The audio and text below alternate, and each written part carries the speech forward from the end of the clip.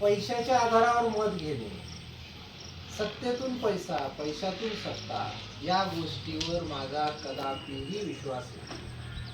माझ्या गावोगावच्या भाषणांमध्ये मी जवळपास आज 2.5 महिन्यापासून या मतदारसंघातलं प्रत्येक गाव पालतं आहे. आचारसंहिता लागू होण्याच्या अगोदर शिंदे सरांना माहिती आहे, काळे सरांना, मोगावकर सर्वांना. त्याच्या पाठीमागचा सर माझा हेतू हाच होता की माझ्या तालुक्यातील प्रत्येक गावच्या समस्या ओळखून घेणे, प्रत्येक गावच्या सर जनतेशी संपर्क करणे आणि त्या माध्यमातून भविष्यामध्ये मी विधान भवनामध्ये गेल्यानंतर जनतेने अर्थात विश्वास टाकल्यानंतर त्यांच्यासाठी मला काय करता येईल त्याचा मी रोडमॅप सुद्धा तयार केला. आणि या 2.5 महिन्यामध्ये मला एक गोष्ट जाणवली आहे की अहमदपूर विधानसभा मतदारसंघामध्ये नेताच नाही,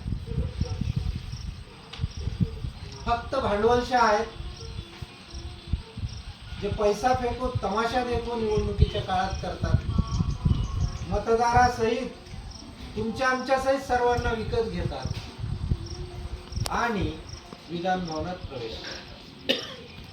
नंतर 5 वर्ष निधी आणणे, निधीतून कोट्यावधी रुपये कमवणे आणि त्या कमवलेल्या रुपयामधला एक 5% हिस्सा जनतेला वाटण्यासाठी शिल्लक ठेवणे निवडणुकीमध्ये आणि निवडून येणे एवढं सोपं तत्व आहे. ते निजामाच्या काळात व्हायचं. निजामाच्या काळामध्ये काही विशिष्ट यंत्रणा होत्या, ते तुम्हाला सर्व बहुजन समाजाकडून कर वसूल करायच्या. 400-400, 500-500 एकर जमिनीवर त्यांचं आधिपत्य असायचं. थोडा कर निजामाला नेऊन द्यायच्या आणि बाकी आपण 10 पिढ्याची सोय करायची. आता फक्त निजामशाहीच्या नावाखाली या लोकशाहीला कलंकित करणारे हे भांडवलशाह आहेत, ज्यांनी आज फक्त आणि फक्त जनतेला लुटण्याचा वसा घेतलेला आहे. मला तो तोडायचा आहे, यांना हिमतीनं जबाब द्यायचा आहे. भलेही आज तुमच्यासाठी हे नवीन असेल. मी तुम्हाला एक गोष्ट सांगतो. तुम्हाला काल परवा मला वाटतं एक माझे क्लासमेटच होते, ते म्हणले अरे तुझे प्राध्यापक सायकल येत होते तेव्हा तू स्कूटर घेऊन जात होतास म्हणले कॉलेजला 90च्या शतकात, आणि निवडणुकीत काय बरं खर्च करणार. म्हणलं निवडणुकीमध्ये मी काम नाही वापरणार, माझ्या कामावर जनतेने मला स्वीकारलं पाहिजे. कामावरच स्वीकारायचं तर मग कोणी पडलेलंच आहे. म्हणून माझी आपल्या सर्व पत्रकार बांधवांना कळकळीची विनंती आहे. माझ्या गावातल्याही जमलेल्या सभेतल्या लोकांना मी सांगत असतो की गावात बघा कोणी आलं करून लाळ घालणारे ते कुत्रे थांबलेले असते, ते वाटच बघत असते कुठून भाकर भेटते. ही लोकशाहीचं स्वरूप आहे का आपलं? आपण सर्व सुशिक्षित आहे. बाबासाहेबांनी याच्यासाठी लोकशाही निर्माण केली आहे की कोणीतरी तुकडा टाकेल आणि मग मी त्याच्या बाजूने भुंकायला चालू करेल. अशी लोकशाही कदापि मला अपेक्षित नाही. अशा लोकशाहीत मी कामच करत नाही. मी 20 वर्ष चळवळ केली आहे. मला 50 बँकॉक पासून इथपर्यंत पुरस्कार आहेत समाजसेवेत. माझे वडील लोक प्रशासनाचे HOD होते. घटना मी पप्पाच्या तोंडातून रोज ऐकल्या. आजूबाजूच्या पंचक्रोशीमध्ये प्रत्येक पॉम्पलेटवर डॉक्टर बाबासाहेब आंबेडकर जयंती साजरी करण्यासाठी प्रमुख पाहुणे म्हणून प्राध्यापक उद्धवराव भिकाणीचं नाव असायचं. पायी डॉक्टर बाबासाहेबांना व्याख्यान द्यायचे. मी त्यांच्या बोट पकडून सोबत असायचे. आणि कळकळीची विनंती आहे भावांनो, हा ट्रेंड बदला, हे निजामशाही बदला. बाबासाहेबांची घटना आणा, संविधान आणा आणि त्यासाठी तुमची मला साथ पाहिजे. अंबानीला एकच मतदान आहे आणि माझ्या गरीब शेतमजुराला, शेतकऱ्याला एकच मतदान. लोकशाहीनं सर्वांना समान बनवलंय. ही भांडवलशाही तुमच्या आमच्यामध्ये बरोबर निवडणुकीमध्ये जात धर्माचं जाळं टाकते, आपल्यामध्ये भांडणं लावते आणि आपलं मुख्य लक्ष जे असलं पाहिजे विकासाचं, रस्ते, पाणी, सिंचन, आरोग्य, सुरक्षा, शिक्षण, बालविकास यापासून आपल्याला दूर नेते आणि या जाळ्यामध्ये अडकवून कुठेतरी स्वतःची भांडवलशाही आणि स्वतःची निजामशाही टिकवण्याचा प्रकार आहे आणि मला यात सामील व्हायचं नाही. ज्याला व्हायचंय त्यांना ढकला. माझं निशाण आहे रेल्वे इंजिन. माझा नेताही आज महाराष्ट्रामध्ये सर्व नेत्यापेक्षा वेगळा आहे. त्याचे विचार सर्वापेक्षा वेगळे. त्या नेत्याला वाया घालवणं, 10 वर्ष त्याच्या हातात सत्ता न देणं, हे महाराष्ट्राला वाया घालवल्यासारखं आहे. आणि माझ्यासारख्या 20 वर्ष चळवळ केलेल्या, उमेदीनं काम करणाऱ्या, स्वतःच्या अंगावर शेतकऱ्यासाठी, शेतमजुरासाठी 15-16 गुन्हे घेतलेल्या माणसाला इथं जर लोकशाहीमध्ये आणि मतदारांनी प्रतिसाद नाही दिला तर या मतदारसंघाचा तोटा आहे, डॉक्टर भिकारीचा नाही. आई वडिलांचं स्वप्न असते लेकरू डॉक्टर होऊन, मी झालोय ऑलरेडी. याच्यापेक्षा मोठं काय? तुमच्या कुठल्या उमेदवाराला हो म्हणा डॉक्टर, बस म्हणावं टेबलवर माझ्यासोबत बोलण्यासाठी कुठल्याही विषयावर, भगवद्गीतेवर बोल म्हणावं, घटनेवर बोल म्हणावं, तुकाराम गाथेवर बोल म्हणावं, ज्ञानेश्वरीवर बोल म्हणावं, सिंचनावर बोल म्हणावं. माझा विश्वास अभ्यासावर आहे आणि मी रोडमॅप माझ्या मतदारसंघाचा बनवलाय की मला काय करायचं. तुम्ही फक्त मत टाका, साथ द्या, या मतदारसंघाचा कायापालट करून दाखवतो. जय हिंद, जय. रेणापूरमध्ये पक्षाचे सर्व राज ठाकरे यांची सभा झालेली आहे. तर अहमदपूरमध्ये का नाही? रेणापूरचे आमचे उमेदवार जे आहेत, अधिकृत उमेदवार नागरगोजे प्रदेश सरचिटणीस आहे आणि पक्षीय प्रोटोकॉलनुसार साहेबांनी जिल्ह्यामध्ये खूप मोठा आपला महाराष्ट्र असल्यामुळे एक दौरा द्यायचा आम्हाला निश्चित केलं होतं.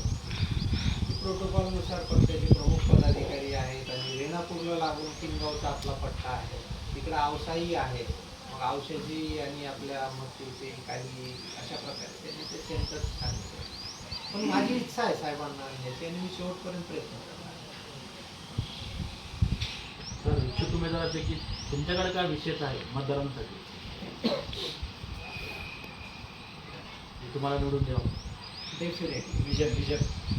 माझं विजन बेसिकली या अहमदपूरला गत शैक्षणिक वैभव प्राप्त करून देण्यासाठी इथून पुढचं आयुष्य देण्यात यावं.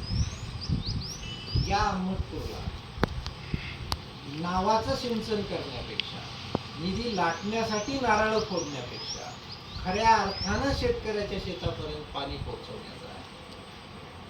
दरवर्षी रोड बनवायचे आणि 6 महिन्यात कसे उखडतील अशा गुत्तेदारांना टक्केवारी घेऊन द्यायचे.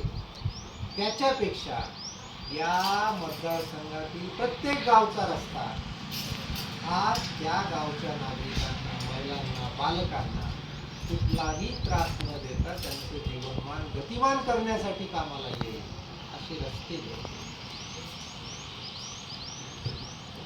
इथली MIDC जी आहे ते माझ्या अहमदपूरमधील, चाकूरमधील अनेक तरुण हे रोजगारासाठी पुण्या मुंबईला जात असतात. आपल्याला माहिती जो काही किंवा इथली MIDC म्हणजे तुम्ही सर्व पत्रकार बांधव आहेत, या आमदाराला विचारत का नाही तुला आमदार केलं कशासाठी? आमदार हा नौकर असतो ना सर लोकशाहीमध्ये. काय सर, आमदार हा नौकर आहे ना लोकशाहीमध्ये. नगरसेवक हा नौकर आहे ना तिथला लोकशाहीमध्ये जनतेचा. मग या MIDCचं काय हसू गेलं? प्लॉट बांधले, लोक संडास बांधले. त्या ठिकाणी अतिशय उच्च दर्जाची MIDC इंडस्ट्रियल एरिया डेव्हलप करून माझ्या तरुणांना तिथे रोजगार मिळाला पाहिजे यासाठी मी फक्त माझ्यावर एकदा विश्वास टाका.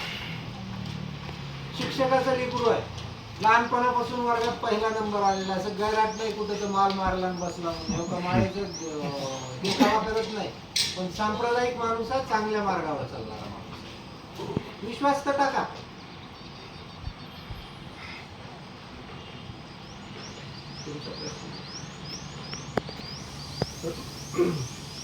असे कुठले मुद्दे आहेत जे जनतेसमोर घेऊन आपण निवडणूक लढवणार? पाणी, वीज, सिंचन, शिक्षण, बेरोजगारीचा या सर्व विषयासाठी मी लढणार आणि खास करून आपल्या अहमदपूर शहराचं जे बखालपण आलेलं आहे, शहरामध्ये गाडी न्यायची, शहरामध्ये फिरायची, शहरामधून रुग्ण यायची जायची भीती वाटते. शहर हे कसं असलं पाहिजे, त्यासाठी कोणालाही अंगावर घ्यावं लागलं तर चालेल, पण अहमदपूर शहर तुम्हाला बघण्यासारखं करून दाखवेल. तर एक प्रश्न आहे, मराठा आरक्षणासाठी आपण निवडून आल्यास काय योगदान राहील? तर तुम्हाला एक गोष्ट सांगतो, मी महाराष्ट्र नवनिर्माण सेना या पक्षाचा पदाधिकारी आहे. माझ्या पक्षाची जी भूमिका आहे ती भूमिका माननीय राजसाहेब ठाकरे ठरवली, आणि माननीय राजसाहेबांचं आरक्षणावरचं मत कालच्या भाषणात पण तुम्ही रेणापूरच्या ऐकलं की राजसाहेबांनी तिथं सांगितलं की मला एकदा मुख्यमंत्री करा. तुम्हाला प्रत्येकाला, मराठी माणसाला या ठिकाणी प्रत्येक खाजगी इंडस्ट्रीमध्ये, खाजगी संस्थांमध्येही मी आरक्षण लावेल आणि प्रत्येकाला नोकरी देईल. त्यानंतर मग बाहेरच्या स्टेटमधले. आमचा विषय फक्त राजकीय, शैक्षणिक किंवा सरकारी आरक्षणापुरता मर्यादित नाही. येथे प्रत्येक मराठी मुलाला काम भेटलं पाहिजे, नंतर बाहेरचे, अशी साहेबांची भूमिका आहे आणि ती स्वागत आहे. कारण महाराष्ट्रातल्या प्रत्येक माणसाला आम्ही मराठी माणूस मानतो. सर, तुम्ही डॉक्टर आहे म्हणता ना, तुम्ही निवडून आल्यानंतर जनतेला वेळ देऊ शकाल का?